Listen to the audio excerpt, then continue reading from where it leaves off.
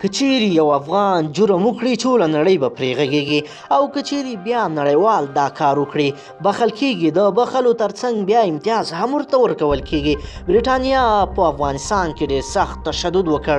ملګرو زه غواړم هغه حقیقتونه راوسپړم چې خلک او نړیوال کوشش کوي چې پټ یې کړي. ویډیو په غور او دقت سره وګورئ. درنو لیدونکو السلام علیکم، وخت مو پخیر. برېټانیا حکومت او پوځ چې افغانستان او عراق کې د برېټانیایي ځواکونو لخوا پر شویو ناقانونه وژنو پرده اچولې ده. د اوسینډي ټایمز ورځپاڼې په یو پلټنه کې له 11 برېټانوي پلټونکو سره خبرې شوې دي. هغوی وایي د جنګي جرمونو کره شواهد موندلي دي. پلټونکي ویلي جدي پیښې نه دي څارل شوي او ربړونې او وژنې له پامه غورځول شوي دي.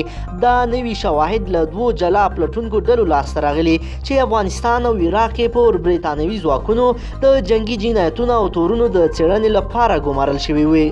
دا دواړه پلټونکي ډلې وروسته لغوه اعلان شوې. د عراق تاریخي تورونو ټیم په نامه د یوې پلټونکي ډلې پخوانی غړی پورنامه خبرونو ته وویل د برېټانیا دفاع وزارت د هیڅ یو سرتیري د محاکمې نیت نه درلود چې د هرې کچې وای، مګر دا چې محاکمه یې خورا ډېره اړینه ترې د ځان خلاصولو لاره نشي موندل کېدای. یوه بله پخوانی پلټونکي ویلي د جنګي جنایتونو قربانیو سخت ناغېړي پرېښودل شوي. افغانستان کې د جنګي جنایتونو د تورونو د پلټنې لپاره د تورمو عملیاتو په نامه یوه ډله په 2014 میلادي کال کې جوړه شوه. دغې ډلې د 25 ناقانونه وژنو پیښې وارزولې، خو وړاندې له دې چې د پیښو ان له یو افغان شهید سره د خبرو موقع عمومي حکومت یې د ړنګې دا اعلان وکړ.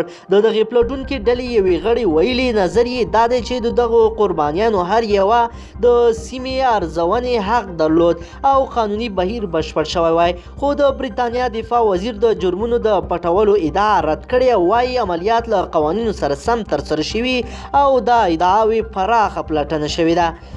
پلټونکي ډلې د جنګي جنایتونو ځینې ادعاوې بیا ارزولې دي. یوه پیښه چې د عراق د جنګي جنایتونو د تورونو پلټونکي ډلې پلټلې وې د یو عراقي پولیس افسر و چې ادعا له مخې یو برېټانوي سرتیری په 2003 کال په بصره کې د غزمې پر مهال وژلی و.